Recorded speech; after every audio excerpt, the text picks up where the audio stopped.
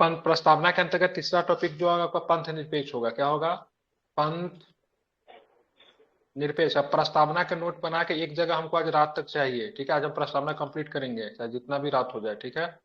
पंथ निरपेक्ष, ठीक है? पंथ निरपेक्ष लिख दीजिए और यहाँ पे लिख दीजिए नीचे, ठीक है? यहाँ पे ऐसे लिख दीजिए 42वें संविधान, ठीक है, संशोधन, 42वें संविधान संशोधन 1976 के द्वारा, ठीक है, जोड़ा गया, ठीक है? यही हो जाएगा, ठीक है? उसके बाद यहाँ पे दीजिए हेडिंग ऐसे, ऐसे मन है तो ऐसे दीजिए, ऐसे वाला मन है तो ऐसे वाला दीजिए, ठीक है? जो मन है सो दीजिए, कोई दिक्कत नहीं है, ठीक है? अपना ही कॉपी है, बस देकर लिखिए, ठीक है? ये इतना का हेडिंग डाल दिए, ठीक है? ये हेडिंग डाल दिया ना आपने, उसका दे के आराम से लिखिए, ठीक है? लिखवाओ क्या? लिखिए जी सर। हेडिंग देके लिखिए।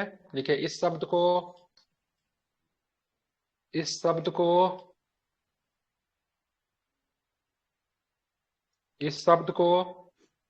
भारत के संविधान में, इस शब्द को भारत के संविधान में, ठीक है, भारत के संविधान में 42वें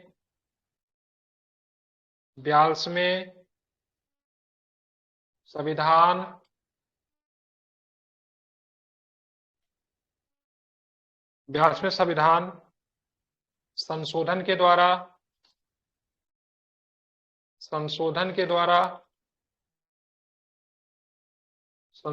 द्वारा, ठीक है, वर्ष 1976 में जोड़ा गया था, ठीक है? 42वें संविधान संशोधन को यहाँ पे अंडरलाइन कर दीजिए, ठीक है? समझ गए?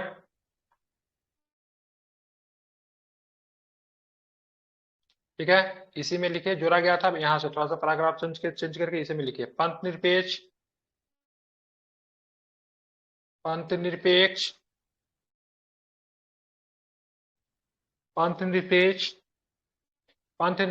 कर दीजिए, पंथ निरपेक्षता का सिद्धांत, पंथ निरपेक्षता का सिद्धांत, पंथ निरपेक्षता का सिद्धांत, पंथ निरपेक्षता का सिद्धांत, पंथ निरपेक्षता का सिद्धांत भारतीय संविधान के, पंथ निरपेक्षता का सिद्धांत भारतीय संविधान के, भारतीय संविधान के, भारतीय संविधान के भाग 3, भारतीय संविधान के भाग 3 के अनुच्छेद, भाग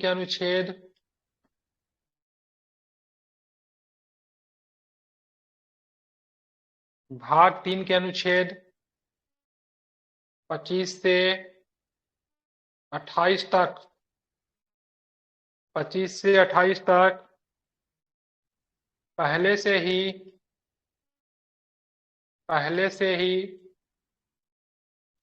ठीक है, अंतर्निहित है। क्या है? अंतर्निहित, ठीक है? क्या है? अंतर्निहित है, ठीक है? ध्यान रखें क्या? भाग 3 के अनुच्छेद 25 से 28 में धर्म की स्वतंत्रता, क्या लिखा है मैंने? भाग 3 के अनुच्छेद 25 से 28 में पहले से ही अंतर्निहित था, अंतर्निहित था, अंतर्निहित है, हाँ है या था, ठीक है? हाँ है भी कर सकते, कोई दिक्कत नहीं, परंतु औपचारिक तौर पे वर्ष 1976 में प्रस्तावना में जोड़ा गया, परंतु औपचारिक तौर पे वर्ष 1976 में प्रस्तावना में जोड़ा गया,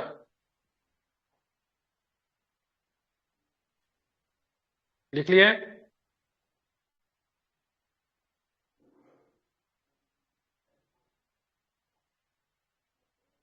जी सर। लिखिए। इसी में लिखिए, ठीक है। इसी में नीचे एक हाइफन मार के लिखिए, ठीक है। भारत के संविधान के अनुच्छेद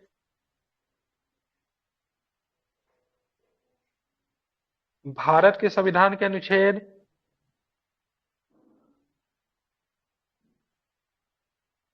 भारत के संविधान के अनुच्छेद भारत के संविधान के अनुच्छेद 25, 26, 27 और 28।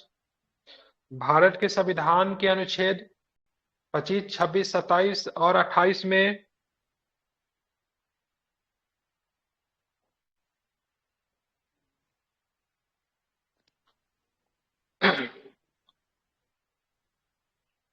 भारत के संविधान के अनुच्छेद 25, 26, 27 और 28 में धार्मिक स्वतंत्रता का प्रावधान है।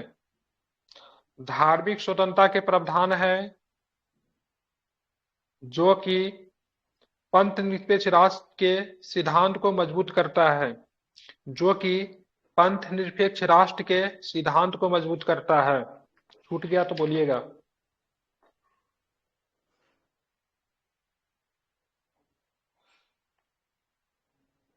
छूट गया तो बोलिएगा, हल्ला कीजिएगा जोर जोर से, कोई दिक्कत नहीं है, ठीक है। वर्ष या फिर उन्नीस फिर सौ से रिपीट कर छिहत्तर देता में, हूँ। वर्ष 1976 कहाँ बोले थे हम?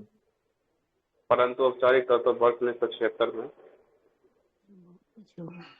जोर दिया गया, बहुत पीछे रह गए आप, ठीक है। जोर दिया गया, उसके बाद हाइफन दे के लिखना था। उसके बाद हाइफन दे के लिखना था।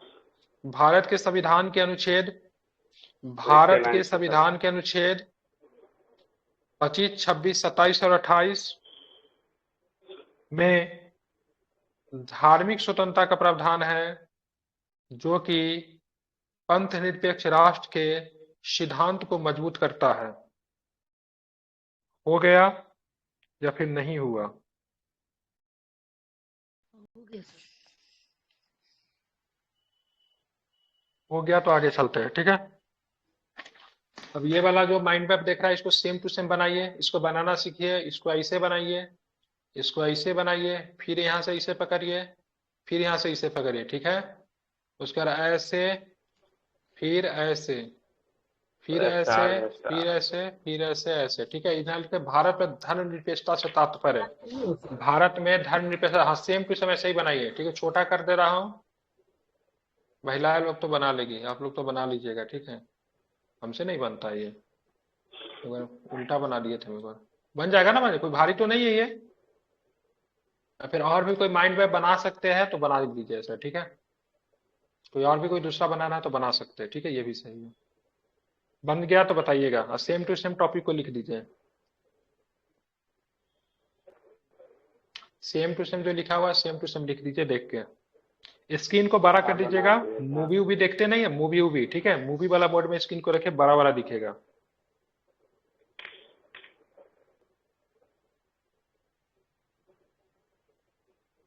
हो गया?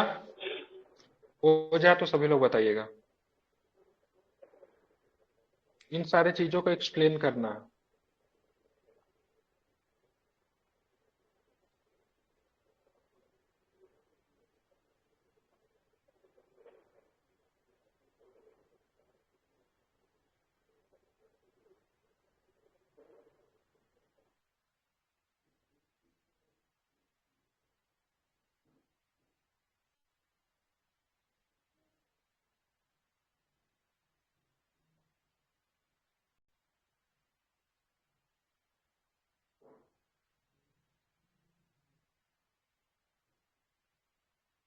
हो जाए तो बताएं।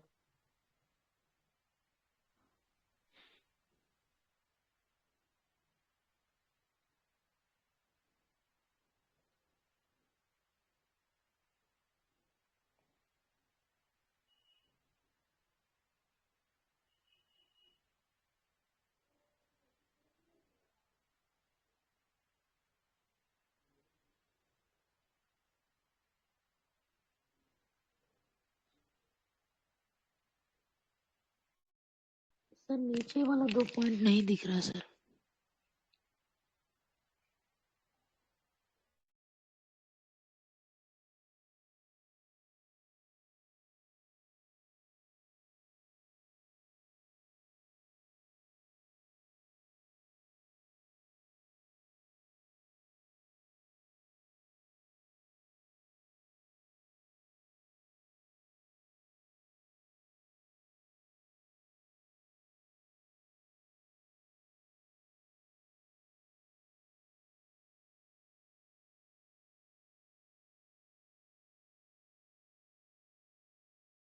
जी सर हो गया। हो गया? लिख लिए सभी लोग? लिख लिए? जी सर। सर थोड़ा सा ऊपर वाला दिखाइए ना। हो गया सर। आगे बोलो। Yes sir. चलिए आगे लिखिए। यहाँ पे लिखिए, क्या भारत एक पंथ निरपेक्ष राज्य है? ऐसे लिखना है। क्या भारत एक पंथ निरपेक्ष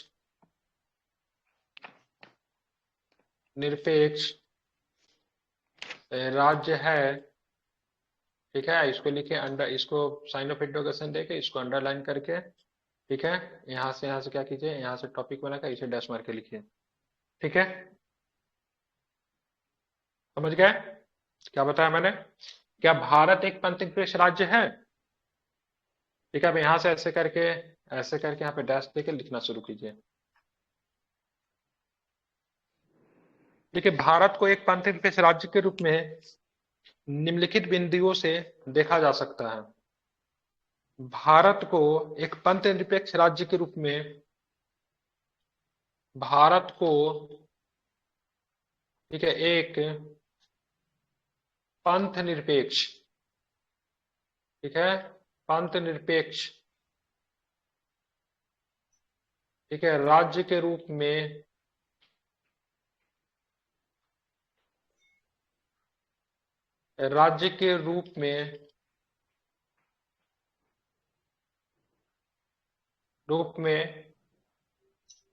निम्नलिखित बिंदुओं से देखा जा सकता है। सर पंथ निरपेक्ष और धर्म निरपेक्ष अलग अलग शब्द है या फिर दोनों का थोड़ा सा अलग का अलग अंतर शब्द होता है, है? वो बाद में हम लोग डिस्कस कर लेंगे। संविधान में पंथ निरपेक्ष है, उसी पे लिखिए। ठीक है, भारत को एक पंथ निरपेक्ष राज्य के रूप में, ठीक है, निम्नलिखित बिंदुओं से देखा जा सकता है।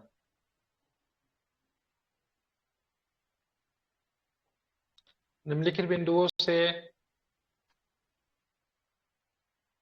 देखा जा सकता है।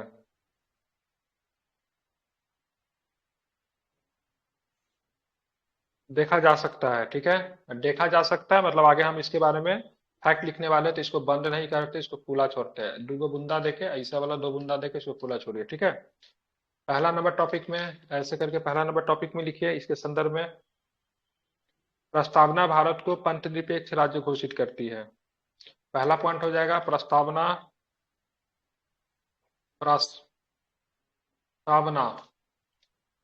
ठीक है, भारत को,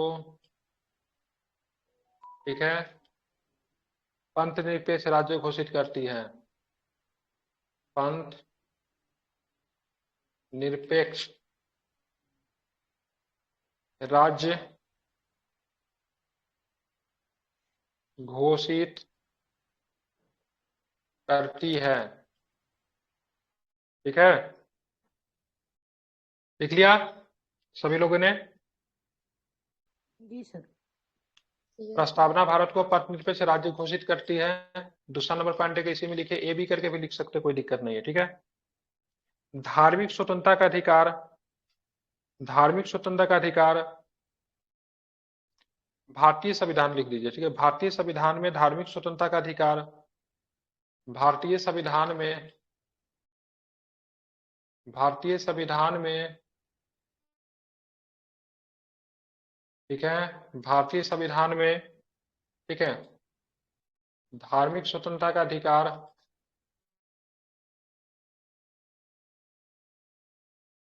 धार्मिक स्वतंत्रता का अधिकार भारतीय संविधान में धार्मिक स्वतंत्रता का अधिकार मौलिक अधिकार है। क्या है? मौलिक अधिकार है।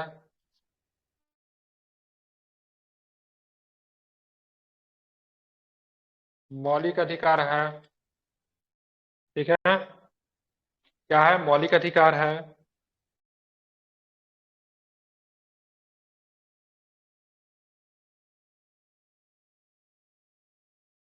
जो सभी धर्मों के जो सभी धर्मों के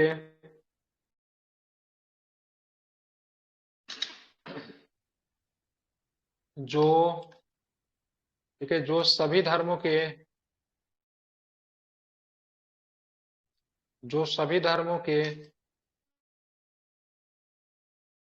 अनुयायियों को जो सभी धर्मों के अनुयायियों को जो सभी धर्मों के अनुयायियों को धार्मिक स्वतंत्रता का अधिकार देता है। धार्मिक स्वतंत्रता का अधिकार देता है। ठीक है, लिख लिया आप लोगों ने? दूसरा पॉइंट हो गया। टूटा क्या? जी सर, हो गया। नहीं सर, 3 नंबर टूटा। पॉइंट लिखेंगे। राज्य का कोई अपना धर्म नहीं है। क्या है? राज्य का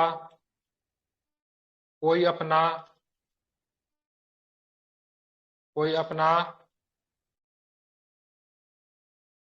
धर्म नहीं है।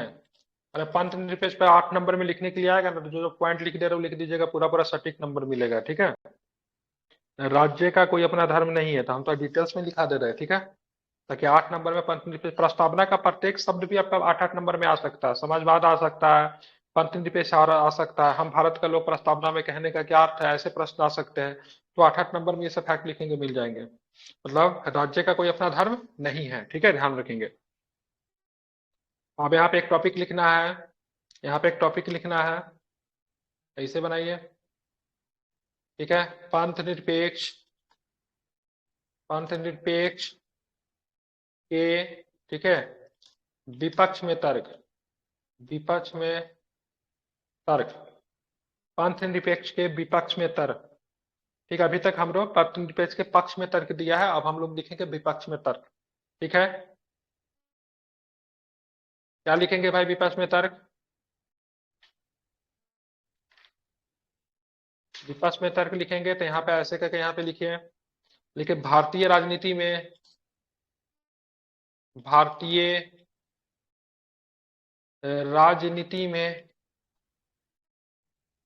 राजनीति में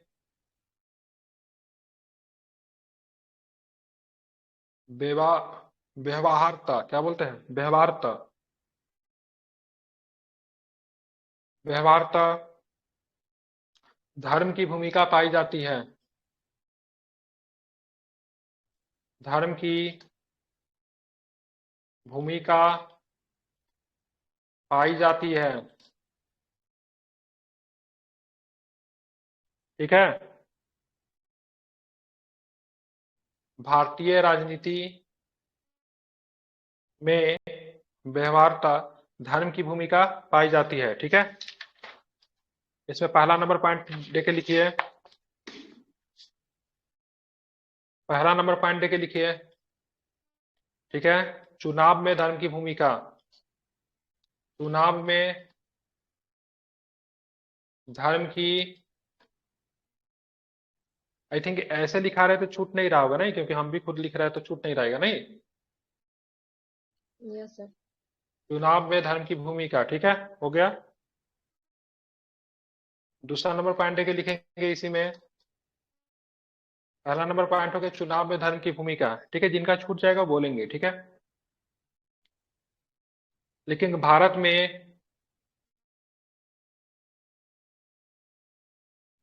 में मंत्रिपरिषद का गठन भारत में मंत्रिपरिषद का गठन भारत में मंत्रिपरिषद का गठन भारत में मंत्रिपरिषद का गठन और भारत में मंत्रिपरिषद का गठन और सरकारी पदों के वितरण में और सरकारी पदों के वितरण में सरकारी पदों के वितरण में सरकारी पदों के वितरण में ये वाला ना होगा, वितरण में अप्रत्यक्ष रूप से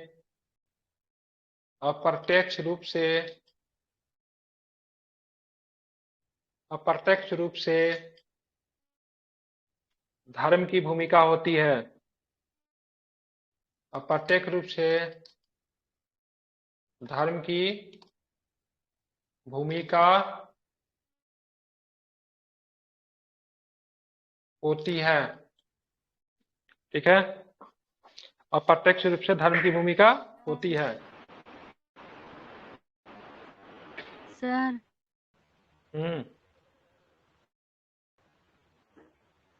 छूट गया। एक और बोलिए, सरकारी पदों के भारत में मंत्रिपरिषद का गठन और सरकारी पदों के वितरण में सरकारी पदों के वितरण में अप्रत्यक्ष रूप से व्यवहार में धर्म की भूमिका होती है। अप्रत्यक्ष रूप से व्यवहार में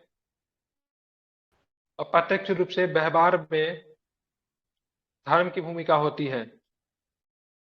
ठीक है, तीसरा नंबर पॉइंट इसी में लिखना है, देवी और सजनों। ठीक है, व्यवहार में भारत में कई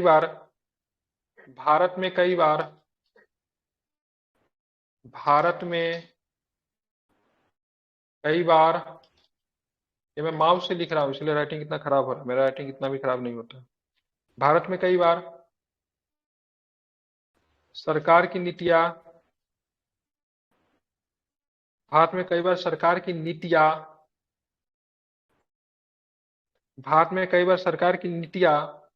भी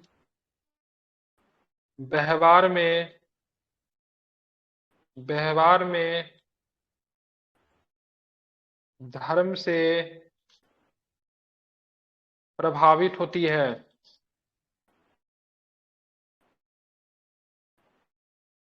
ठीक है, भारत में कई बार सरकार की नीतियां भी व्यवहार में धर्म से प्रेरित होती है।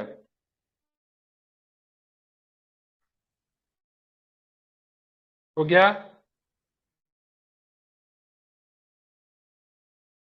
हो गया? जी सर। चौथा नंबर पॉइंट,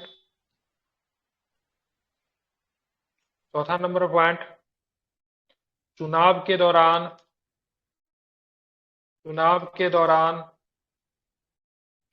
दौरान प्रत्याशियों के चयन में धर्म की भूमिका पाई जाती है।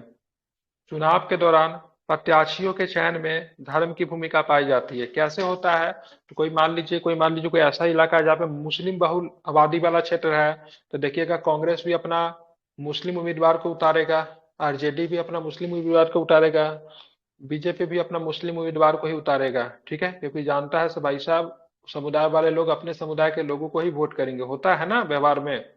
ठीक है, तो हम लोग ऐसा किसी पार्टी का किसी धर्म का नाम लेके नहीं लिखे, हमने बस लिखा सिर्फ प्रत्याशियों के चयन में धर्म की भूमिका होती है।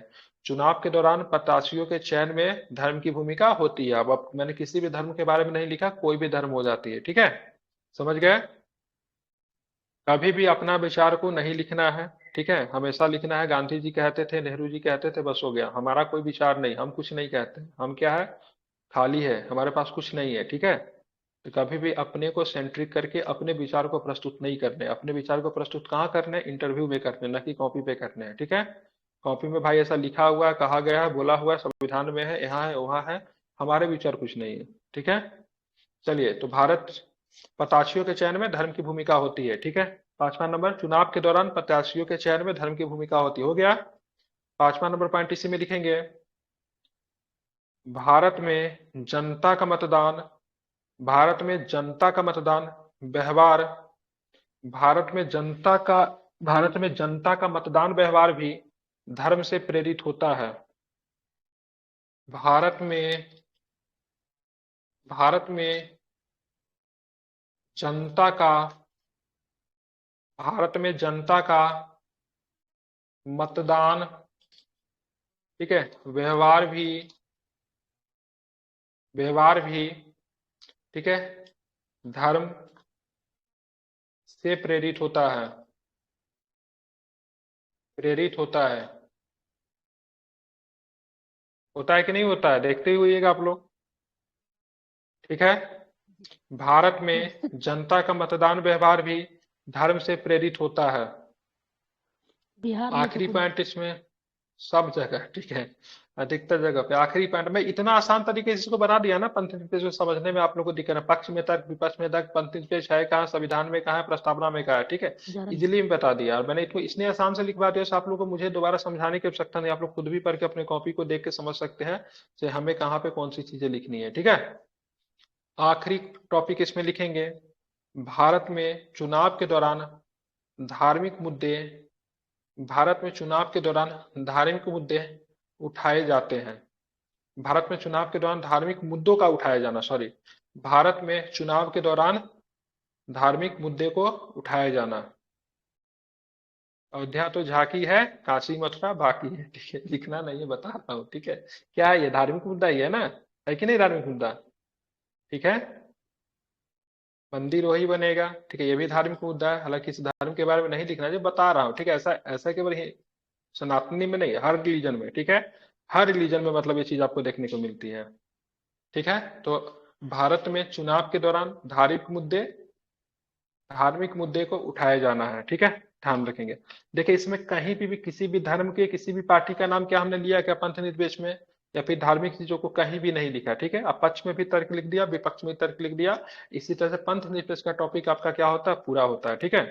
पहले दिन जब हम मेंस के क्लास अनाउंस किए थे 40 लोग आए थे, लोगों की संख्या गिर के 10 तक आ गई है, तो गिरावट कितना % का हुआ है देख लीजिए, बताइए लगभग 25%। 25% का गिराव हुआ है, ठीक है, 30 लोग चले गए, 25 बहुत ज्यादा गिराव है। 75% का गिरावट हो गया। 40 लोग थे, 10 लोग ही आते हैं, 30 लोग चले, 75% की गिरावट देखने को मिली है मेंस क्लासेस में। बताइए रिजल्ट कैसे होगा। चलिए, आप चलेंगे, ये आपका पंथ निरपेक्ष की टॉपिक हो गई, ठीक है। आप चलेंगे हम लोग लोकतंत्र, क्या लिखेंगे, 25% बताया, लोकतंत्र। प्रेजेंटेशन बता दिए सर। अच्छा, आप गिरावट प्रेजेंटेशन कैसे बता होगा? दिए, ठीक है, हाँ। लोकतंत्र, ठीक है। सर इसका हम्म। एक मतलब बैलेंस कंक्लूजन भी तो होना चाहिए कि जैसे मैंने पक्ष में दे दिया, अरे हम विपक्ष में दे प्रस्तावना को दिया। लिख रहे हैं तो हम कंक्लूजन क्यों लिखे, हम पूरा प्रस्तावना के टॉपिक में लिख रहे हैं ना, लिख दीजिएगा। पक्ष विपक्ष में तर्क लिख दिए, वही तो कंक्लूजन है। अगर मान लीजिए सीधे प्रस्तावना को एक्सप्लेन करते, तब आएगा। प्रस्तावना को एक्सप्लेन कर देते, हमने कुछ पक्ष विपक्ष में तर्क नहीं लिखा, तो अंतिम में कंक्लूजन लिखते तो हमारी क्या सोच है। हमने पक्ष में भी तर्क लिखा, विपक्ष में तर्क लिख देता, हमने तो दोनों कंक्लूजन बता दिए। नहीं, अगर सीधे प्रस्तावना को सीधे पंथ निरपेक्ष को एक्सप्लेन करते, अब पक्ष विपक्ष में तर्क नहीं लिखते तो हम अपना कंक्लूजन लिखते, लेकिन हमने तो पहले प्रस्तावना को बता से भाई कहाँ है पंथ निरपेक्ष होता क्या है, संविधान में कहाँ दिखता है, भारत किस तरीके से धर्म पंथ निरपेक्ष है, उसके पंथ निरपेक्ष के पक्ष में भी तर्क लिखा, पंथ निरपेक्ष के विपक्ष में भी तर्क लिखा, तो कंक्लूजन लिखने की आवश्यकता नहीं है, ठीक है। चलिए सर, अगर पंथ निरपेक्ष का जैसे क्वेश्चन आ गया कि आप प्रस्तावना में वर्णित पंथ निरपेक्ष शब्द का आलोचनात्मक निरीक्षण कीजिए, तो ये तो एकदम इस पे सटीक बैठेगा। बिल्कुल 100%, ठीक है। तो नीचे वाला जो अभी जो पॉइंट पे लिखा है 6 गो पॉइंट के लिए, यही तो आलोचनात्मक परीक्षण है ना पंथ निरपेक्ष के, हाँ जी ठीक है। सर। अब पक्ष में भी आपको लिखा है, फेवर में भी आपको लिखा दिया, ठीक है, चलिए आप चलेंगे आगे। लोकतंत्र, ठीक है, अब पंत इस पर लोकतांत्रिक शब्द है ना, तो लोकतंत्र, ठीक है, लोकतंत्र, ठीक है, लोकतांत्रात्मक लिखिए, लिख लिया आप लोगों ने। ये अगला टॉपिक है, इसी में प्रस्तावना का अगला टॉपिक है लोकतंत्रात्मक, ठीक है, हो गया, लिख लिया आप लोगों ने। ठीक है, लोकतंत्र अगर लिख लीजिएगा ना, तो इसमें अपना मन से मैं लिखवा रहा हूं, इसको लिखिएगा एक शब्द, ठीक है, डेमोजोक्राटिया, DEMO, डेमो प्लस क्राटिया, ठीक है, लोकतंत्र में लिखिएगा डेमो प्लस क्राटिया, KR नहीं, KARTIA, लोकतंत्र शब्द है, डेमोक्राटिया शब्द से मिलकर बना है, ठीक है। लोकतंत्र लिख के इसमें डेमोक्राटिया लिख दीजिए, मन है तो घेर दीजिए, और नीचे से मतलब तीर का निशान बना के लिखिए। जब भी तीर का निशान बनाएंगे मतलब ऊपर के फैक्ट को हम लोग क्या करें, एक्सप्लेन कर रहे हैं, ठीक है। लिखवाओ, डेमो Yes, sir. प्लस क्राटिया। तो लिखिए, भारत में, भारत में, भारत में लोकतांत्रिक व्यवस्था को, ठीक है, भारत में लोकतांत्रिक, ठीक है, व्यवस्था को अपनाया गया है, भारत में लोकतांत्रिक व्यवस्था को अपनाया गया है।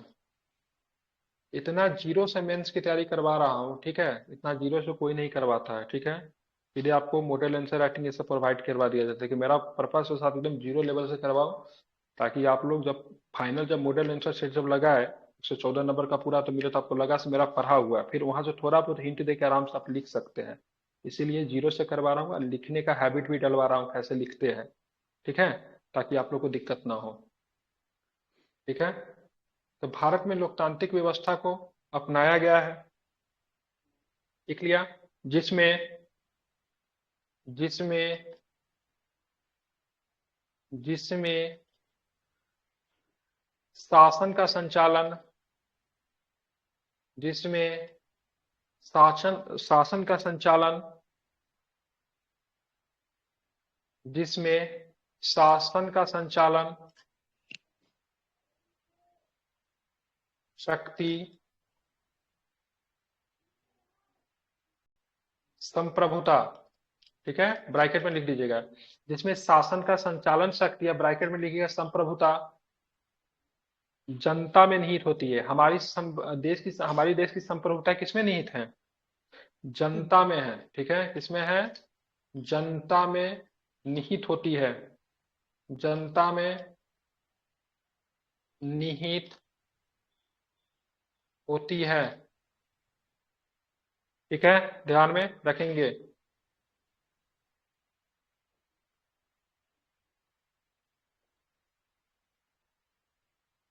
चलिए आगे लिखिएगा, देखिए एक शब्द बड़ा सुंदर लिखाता हूँ, ठीक है, भारत में, देखिए मेंस में जो होता है ना पॉलिटी में, पॉलिटी में शब्द बहुत मैटर करता है, बड़ा बड़ा एकदम बॉम्बास्टिक वर्ड सब लिखिए, लगे ऐसा नहीं, जानकार बच्चा है, पॉलिटी के शब्द बहुत मैटर करते हैं, ठीक है। हिस्ट्री में फिर लिखिए ना अपना भाषा में, कोई दिक्कत नहीं, पॉलिटी में शब्द अच्छे होने चाहिए। भारत में प्रतिनिधि मूलक, क्या लिखेंगे इसको, प्रतिनिधि, देखिए कितना अच्छा लग रहा है ये शब्द, ठीक है, प्रतिनिधि, भारत में प्रतिनिधि मूलक, भारत में प्रतिनिधि मूलक, भारत में प्रतिनिधि मूलक लोकतंत्र व्यवस्था को स्वीकार किया गया है, लोकतंत्र व्यवस्था को, व्यवस्था को स्वीकार किया गया है। भारत में लोकतंत्र की व्यवस्था कैसा है, तो प्रतिनिधि मूलक है, ठीक है, भारत में प्रतिनिधि मूलक लोकतंत्र व्यवस्था को स्वीकार किया गया है, जिसमें, जिसमें, जिसमें संसद और, संसद और विधायक, संसद और विधायक जनता के प्रतिनिधि होते हैं, जनता के क्या होते हैं, प्रतिनिधि होते हैं, जनता के प्रतिनिधि होते हैं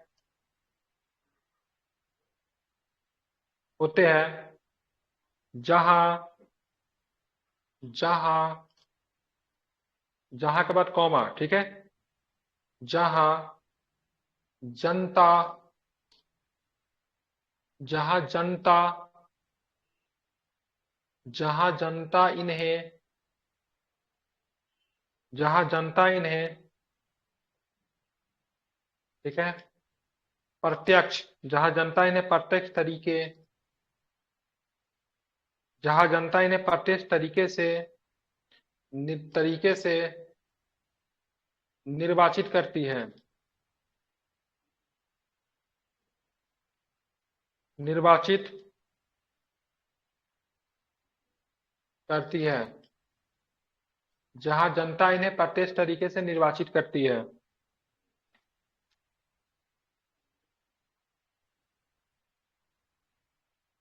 ठीक है, देख लिया, हो गया, छूटा क्या? नहीं सर। छूटा तो बताइए। नहीं सर, हो गया सर। लिख लिया आपने? चलिए इसी में एक पॉइंट बना के और लिखिए। ठीक है, 73 में 74 एवं 74 में 73 एवं 74 में संविधान संशोधन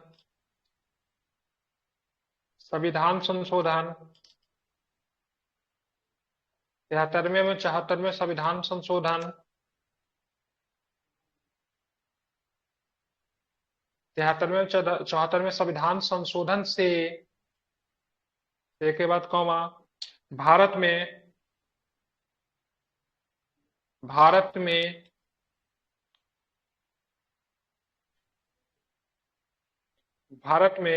पंचायती राज व्यवस्था भारत में पंचायती राज व्यवस्था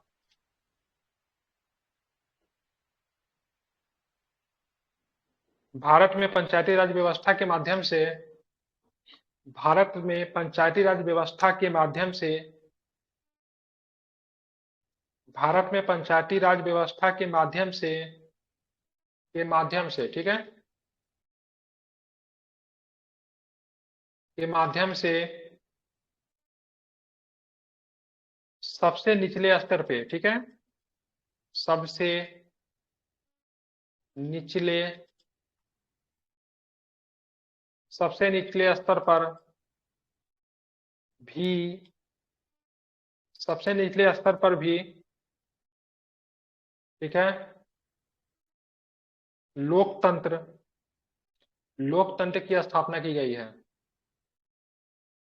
लोकतंत्र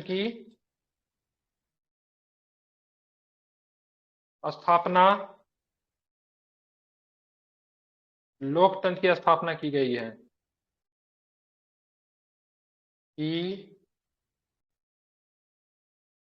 की गई है।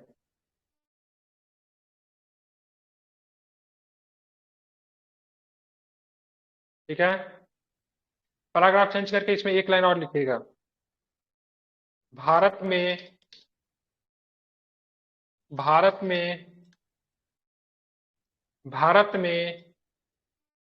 एक प्रकार से सामाजिक लोकतंत्र की स्थापना की गई है। सामाजिक लोकतंत्र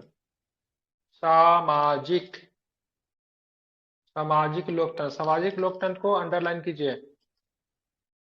ठीक है, सामाजिक लोकतंत्र की स्थापना ठीक है की गई है। ठीक है, समझ गए?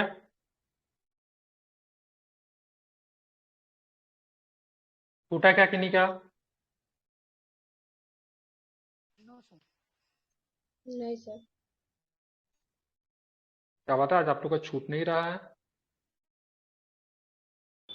सर फर्स्ट लाइन में भारत में लोकतांत्रिक व्यवस्था को अपनाया गया जिसमें शासन का संचालन शक्ति के बाद क्या था? भूल गए। क्या था बता दीजिए जिन्होंने लिखा है। उसके बाद जनता में निहित होती है वो बीच में एक या दो वर्ड छूटा है। भारत में लोकतांत्रिक व्यवस्था को अपनाया गया जिसमें शासन का की संचालन संचालन शक्ति शक्ति। हाँ जनता में निहित होती है। संचालन शक्ति का ब्रैकेट में संप्रभुता लिखना था। अच्छा हाँ संचालन सर शक्ति का ब्रैकेट में संप्रभुता लिखना था। Thank you sir. संप्रभुता जी, संप्रभुता लिखना था। ठीक है, जनता में निहित होती है। हो गया क्लियर?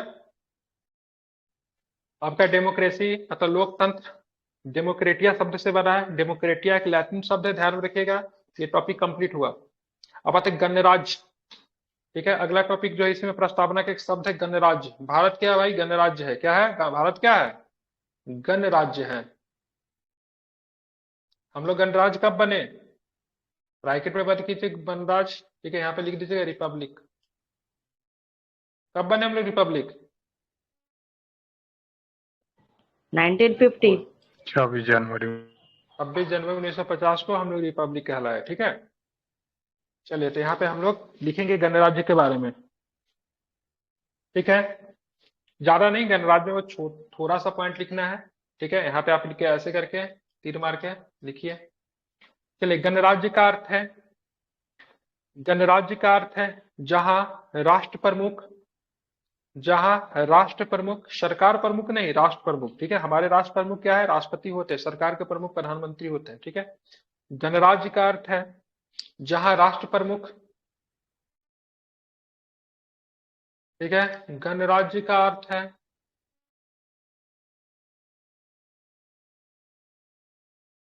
गणराज्य का अर्थ है, ठीक है, जहां, ठीक है, राष्ट्र प्रमुख, जहां राष्ट्र प्रमुख, जहां राष्ट्र प्रमुख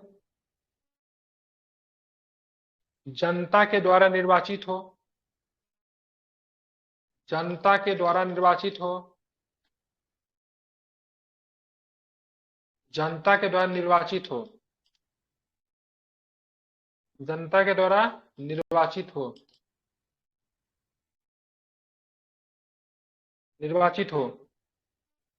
ठीक है, भारत में, भारत में, ठीक है, भारत में राष्ट्रपति,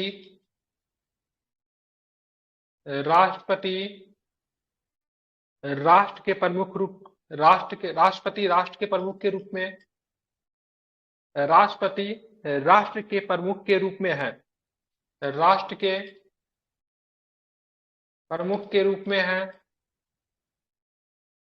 प्रमुख के रूप में है, प्रमुख के रूप में है,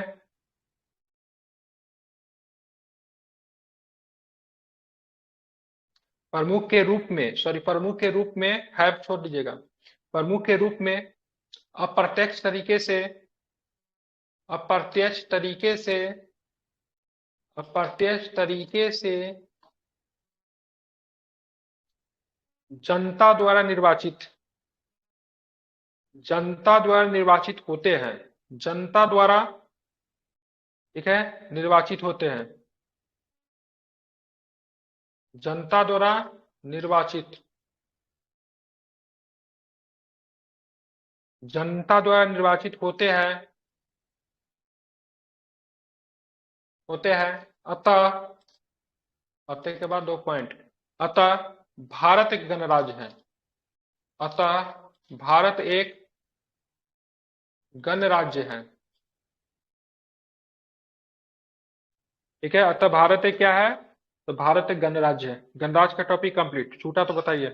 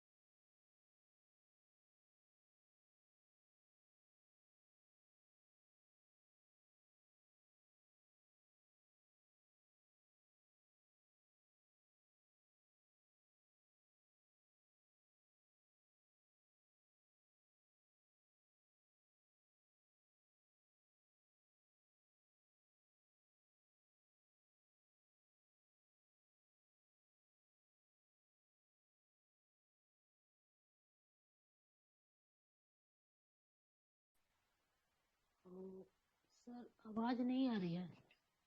हम तो बोल ही नहीं रहे, तो आवाज कहाँ से जाएगी? हमने बोला ये हो गया, तो आप लोग बोलिएगा कि तो अच्छा है ये। हाँ, हमको लगा कि मेरा नेटवर्क इशू हो गया क्या। हो गया? आप लोग इसलिए बताइए हुआ तो तो फिर आगे लिखाऊंगा।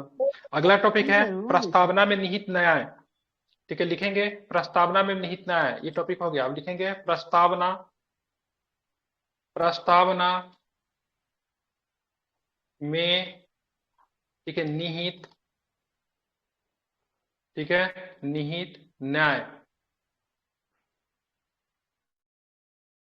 प्रस्तावना में निहित न्याय।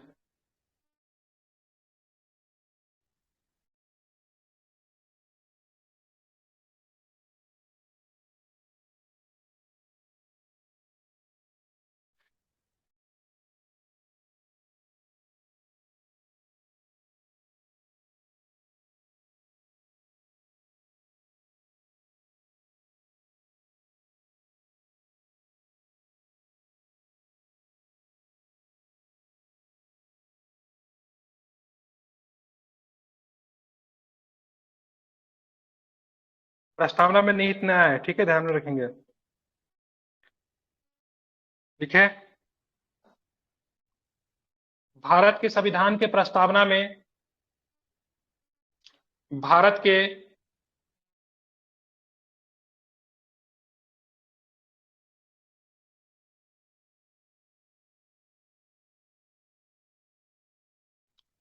भारत के संविधान के प्रस्तावना में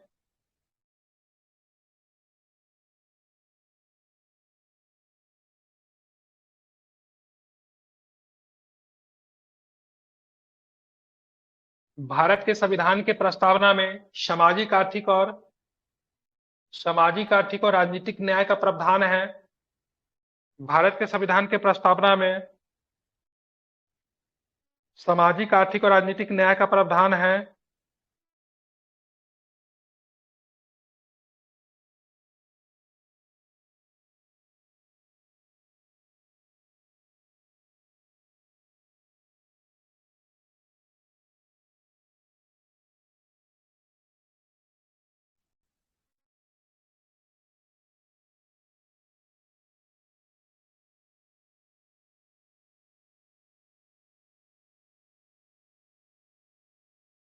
लिख लिया आप लोगों ने? भारत के संविधान में प्रस्तावना में सामाजिक आर्थिक और राजनीतिक न्याय का प्रावधान है।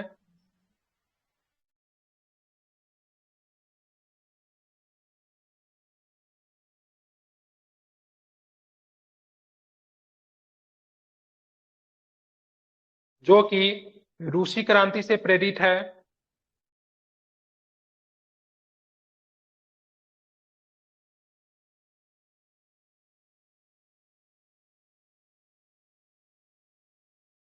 जो कि रूसी क्रांति से प्रेरित है।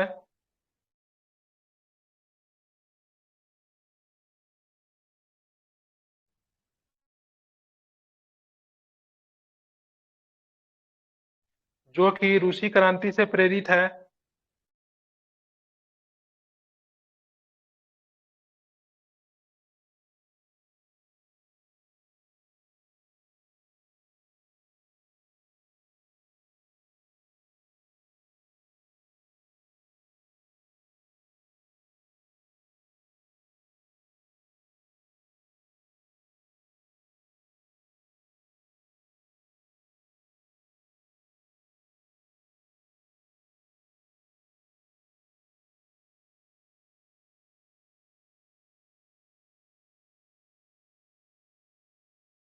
बोल रहे जो हैं कि क्या? रूसी क्रांति से प्रेरित है। भारत में न्याय का अर्थ,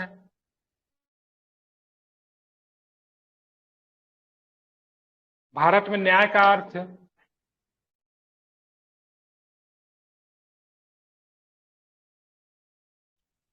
भारत में न्याय का अर्थ किसी वर्ग विशेष,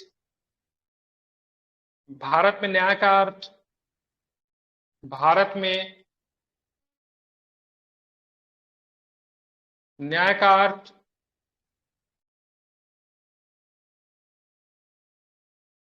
किसी भारत में न्याय का अर्थ किसी वर्ग विशेष भारत में न्याय का अर्थ किसी वर्ग के विशेषाधिकार, किसी वर्ग के विशेषाधिकारों, किसी वर्ग के विशेषाधिकारों का उल्लंघन न होने से है।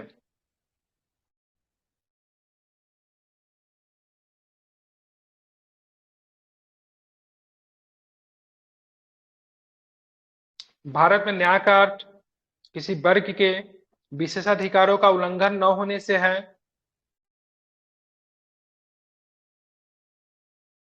भारत में न्याय का अर्थ किसी वर्ग के विशेषाधिकारों का उल्लंघन न होने से है, ताकि शांतिपूर्ण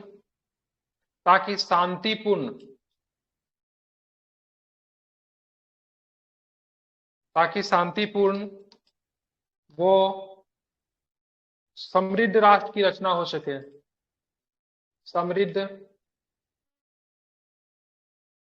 राष्ट्र की रचना हो सके। ठीक है, इसको याद रखेंगे।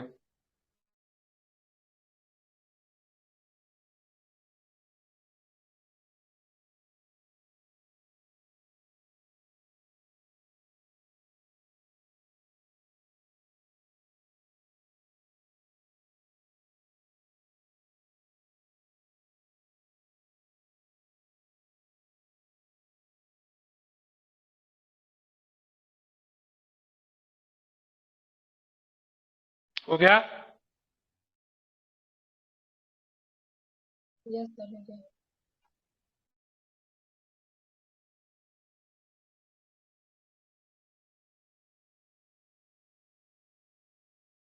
लिख लिया आप लोगों ने? लिखिए पैराग्राफ चेंज करके। सार्वभौमिक वैश्विक मताधिकार द्वारा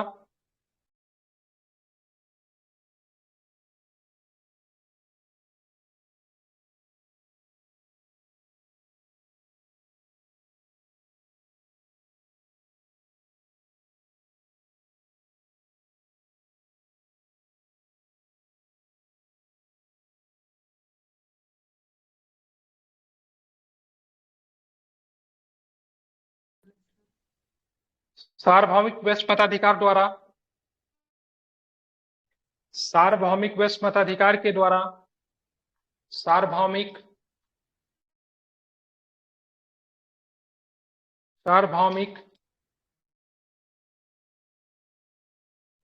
वैश्विक मताधिकार द्वारा राजनीति न्याय, सार्वभौमिक वैश्विक, ठीक है, मताधिकार द्वारा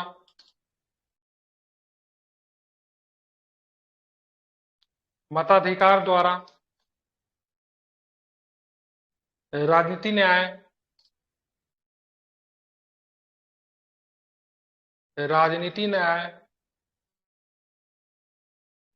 पिछड़े वर्ग के नागरिकों के लिए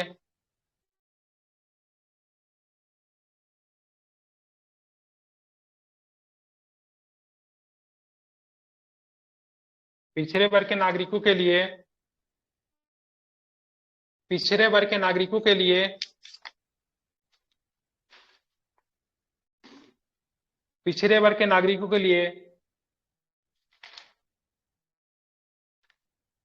आरक्षण के प्रावधान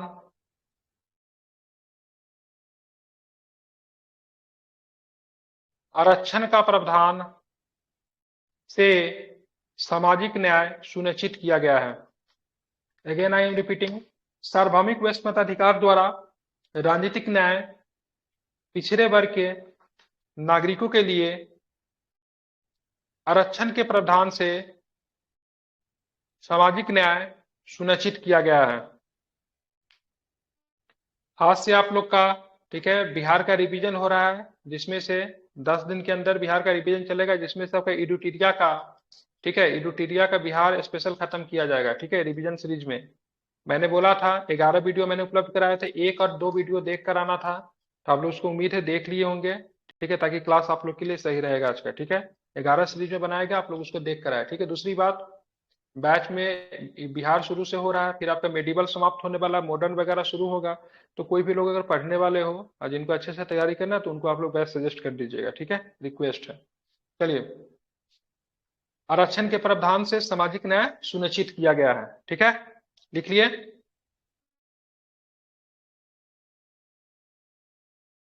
यस सर, लिख लिया। चलिए पैराग्राफ चेंज करके इसी में लिखिए, उपाधियों के अंत। क्या है उपाधियों का अंत?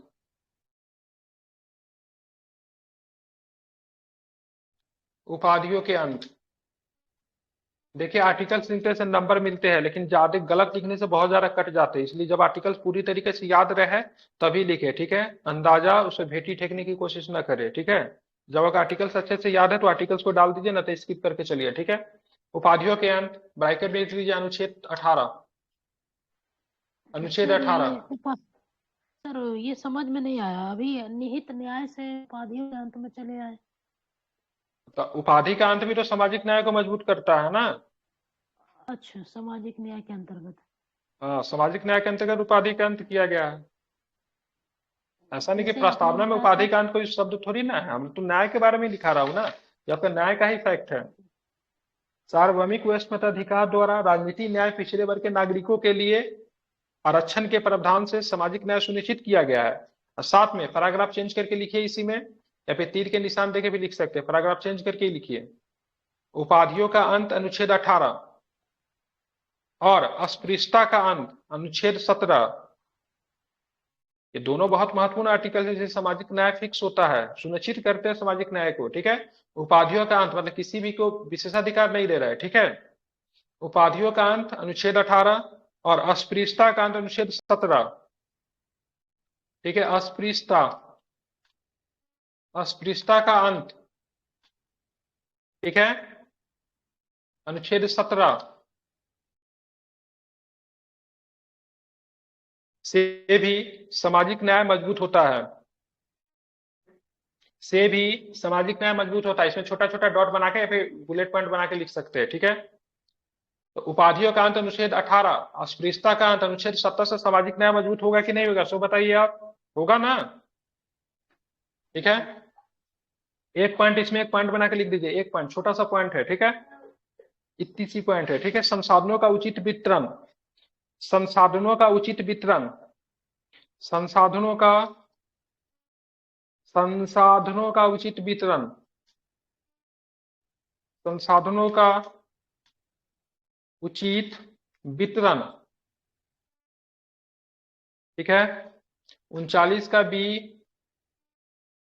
एवं 39 का सी, ठीक है। संसाधनों का उचित वितरण 39 का बी एवं 39 के सी आर्थिक न्याय को सुनिश्चित करता है, आर्थिक न्याय को, आर्थिक न्याय को सुनिश्चित करता है। सब प्रस्तावना में कितने न्याय? सामाजिक न्याय। तो भाई साहब सामाजिक न्याय क्या है? तो सामाजिक न्याय आप लोग को क्या दे रहे हैं? आरक्षण दे रहे हो आप पिछड़े वर्गों के लोगों को, ठीक कर रहे हैं, उपाधियों का अंत कर रहा है, अस्पृश्यता का अंत कर रहा है, ये सब क्या है? सामाजिक न्याय है।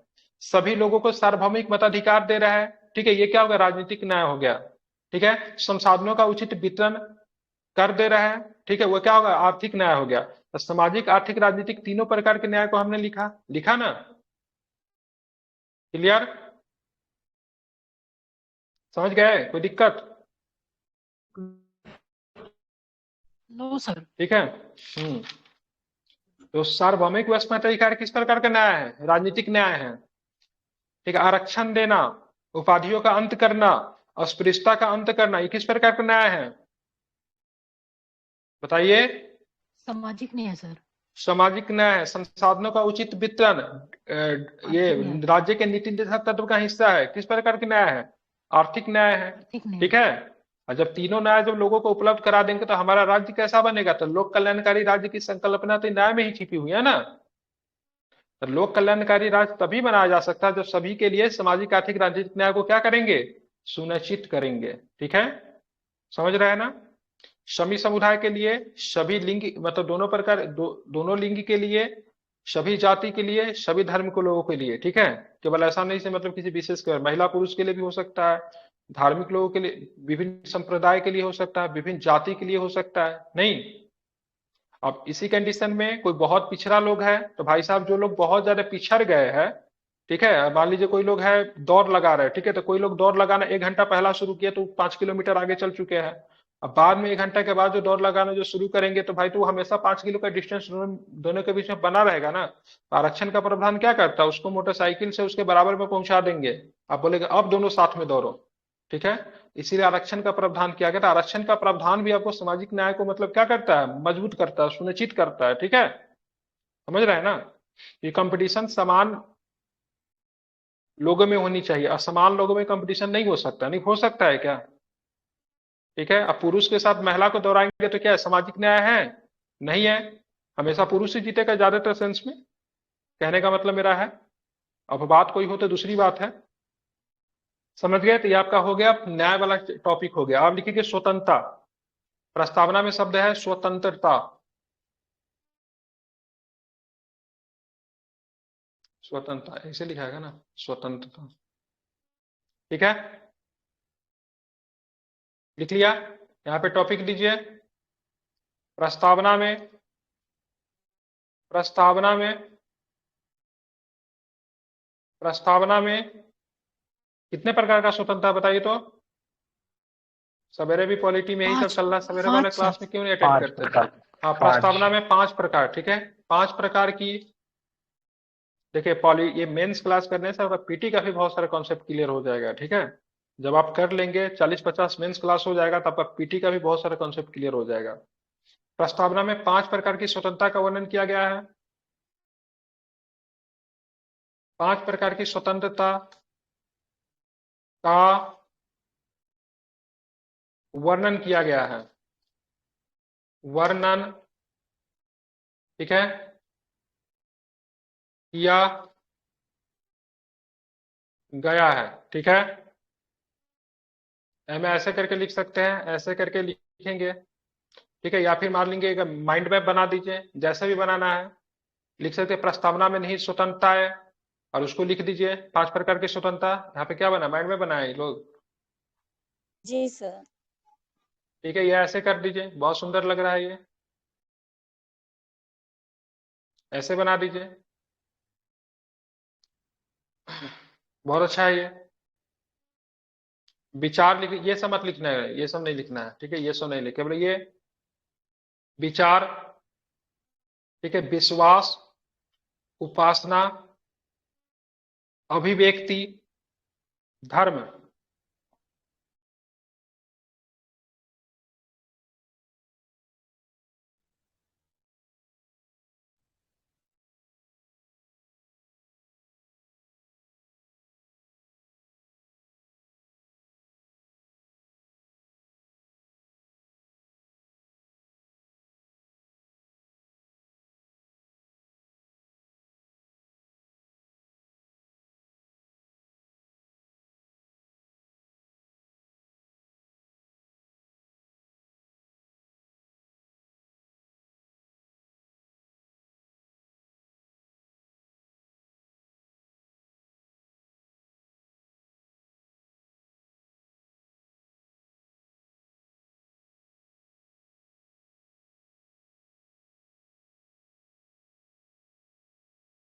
बन जाएगा तो बताइएगा।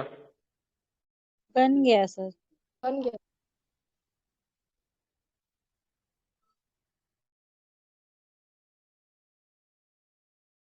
बन गया, यस सर, हो गया। चलिए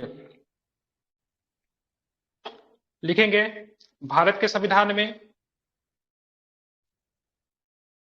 भारत के संविधान में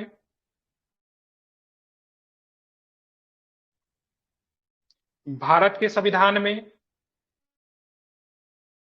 वो लिखने के बाद, ठीक है, ऐसे करके डैश बना के लिखने, भारत के संविधान में, मेंस का आप लोग को चेक कॉपी दिखाऊंगा, ठीक है।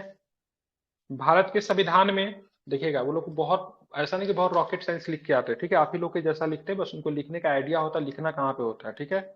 अब बहुत सुंदर राइटिंग भी नहीं होता, ऐसा कुछ नहीं है, ठीक है। जो सिलेक्टेड कैंडिडेट है उनका कॉपी दिखाऊंगा, हिंदी में दिखाऊंगा, ठीक है। भारत के संविधान में किसी व्यक्ति की भारत के संविधान में किसी व्यक्ति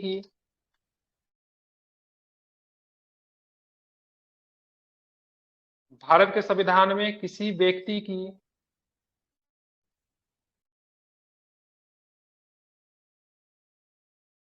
गतिविधि पर गतिविधि पर गतिविधि पर भारत के संविधान में किसी व्यक्ति की गतिविधि पर किसी प्रकार का प्रतिबंध का निषेध भारत के संविधान में किसी व्यक्ति की गतिविधि पर किसी प्रकार का गतिविधि पर किसी प्रकार का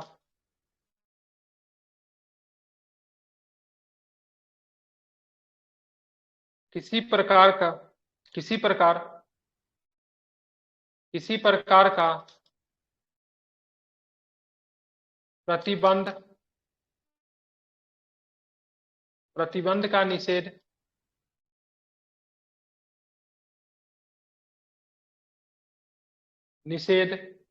तथा उसे सर सर प्रतिबंध और निषेध तो एक ही चीज हो गया, तो या तो निषेध लिखे या तो प्रतिबंध लिखे। किसी भारत प्रकार के का संविधान में प्रतिबंध। किसी व्यक्ति के गतिविधि पर किसी प्रकार का प्रतिबंध, हाँ एक ही होगा, ठीक है, वो होगा, एक ही चीज लिखे, ठीक है। भारत के संविधान में किसी व्यक्ति की गतिविधि पर किसी प्रकार का प्रतिबंध तथा उसे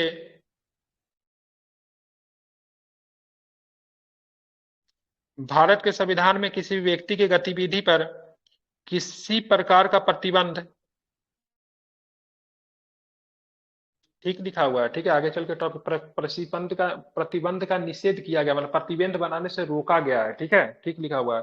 प्रतिबंध का निषेध तथा उसे संपूर्ण विकास के अवसर उपलब्ध कराना है। अब समझ में आ गया, पूरा टॉपिक पढ़ेंगे तो समझ में आ जाएगा, नहीं तो टॉपिक गलत हो जाएगा, ठीक है। भारत के संविधान में किसी व्यक्ति की गतिविधि पर किसी प्रकार का प्रतिबंध का निषेध तथा उसे संपूर्ण विकास के अवसर उपलब्ध कराना है, ठीक है, मतलब प्रतिबंध का निषेध किया गया है।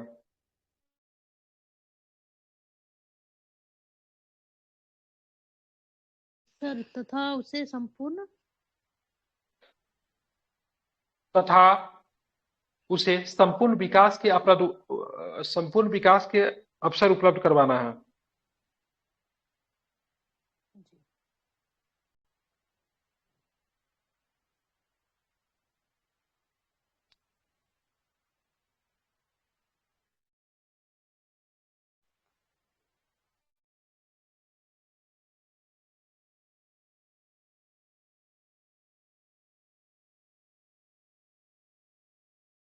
ठीक है,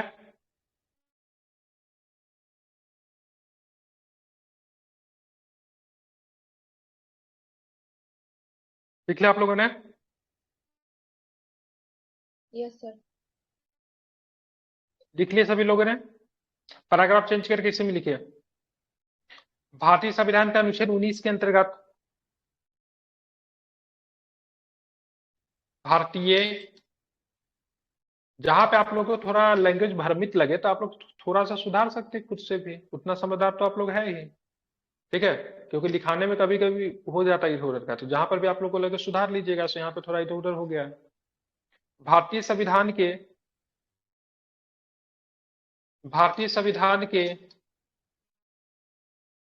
अनुच्छेद 19 के अंतर्गत कितने प्रकार का अधिकार है बताइए? कितने प्रकार के अधिकार है? कितने प्रकार के अधिकार है? बिल्कुल ठीक है। तो भारतीय संविधान के अनुच्छेद 19 के अंतर्गत व्यक्तियों को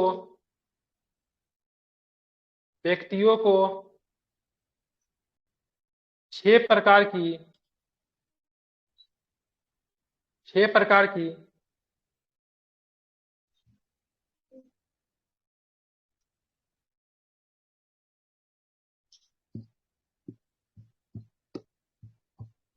6 प्रकार की लोकतांत्रिक स्वतंत्रताएं,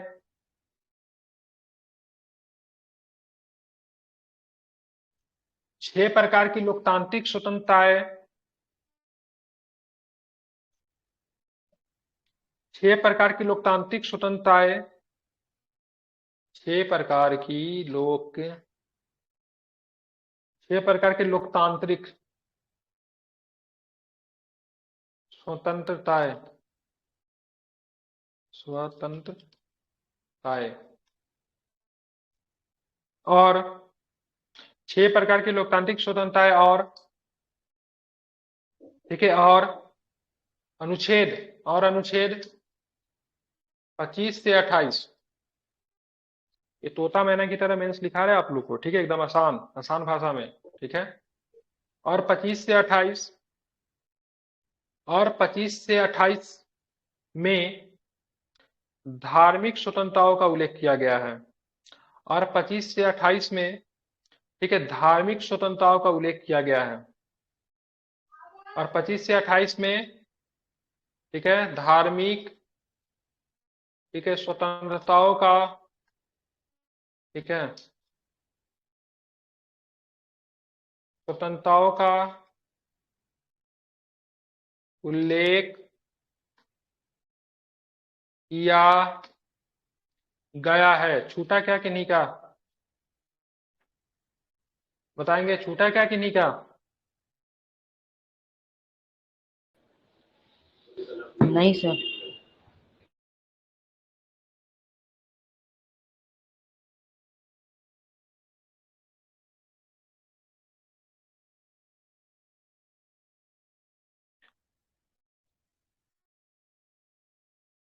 ठीक है, लिख लिया आप लोगों ने?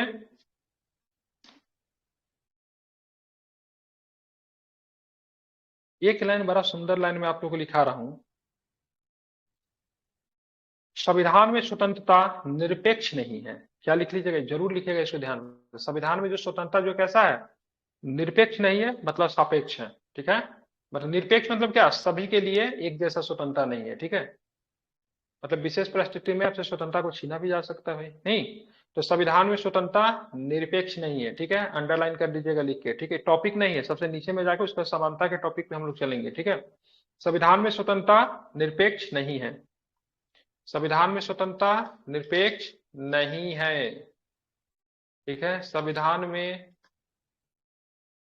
स्वतंत्रता, ठीक है, क्या है, निरपेक्ष, ठीक है, नहीं है, ठीक है। इसको घेर दीजिए, इसे कहते हैं, घेर सर दीजिए, सबको अंडरलाइन कर दीजिए, बॉक्स मत बनाइए, ठीक है, सीधे लिख दीजिए संविधान में स्वतंत्रता निरपेक्ष नहीं है। क्या? कॉमा लगा देते हैं। हाँ, कॉमा लगा, इन्वर्टेड कॉमा लगा दीजिए, घेर दीजिए लाइन को, ठीक है, सबसे नीचे में रहेगा। इस तरीके से स्वतंत्रता का टॉपिक जो आपका समाप्त हुआ। अब हम लोग चलेंगे समानता। सर इसमें निरपेक्ष नहीं है के बाद वो भी लिखे कि सापेक्ष है। नहीं, जो निरपेक्ष नहीं तो सापेक्ष होगा ही, लिखने की क्या जरूरत है? कॉपी चेक करने वाला बेवकूफ है क्या? उसको नहीं पता है अगर निरपेक्ष नहीं लिख रहा है तो स्वतंत्रता सापेक्ष है, ठीक है।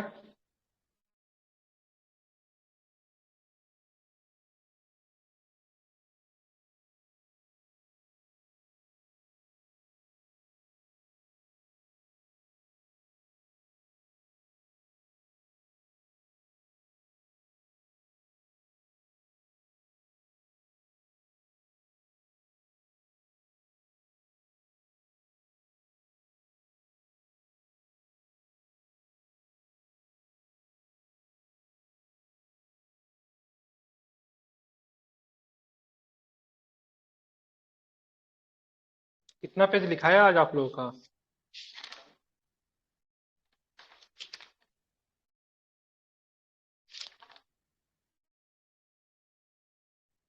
तीन चार चार पांच पन्ना और लिखना है अभी प्रस्तावना में। थक जाइएगा तो बोल दीजिएगा। समानता का सर टॉपिक आप लिखवाऊं? हो गया, अब कल लिखवाइएगा सर। थक गए? बंद कर दूं? और सर एक बात पूछिए, मतलब पूरा पॉलिटी करवा दीजिएगा, उसके बाद हिस्ट्री का करवाइएगा।